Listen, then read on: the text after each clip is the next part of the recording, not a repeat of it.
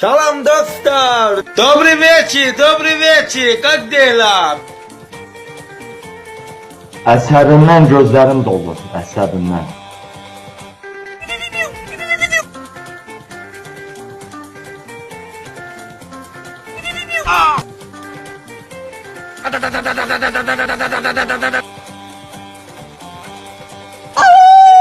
Oh yeah. Soxum sənin boyunu yerə.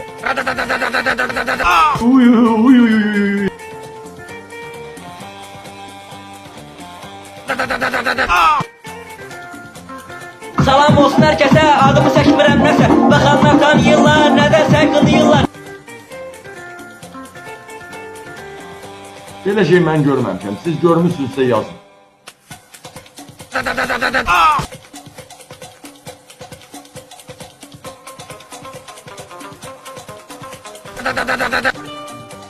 Atan balası, Allah verdi. Yarın rahattı he.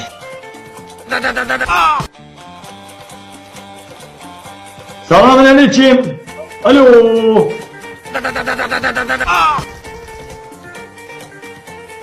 Haracadısa.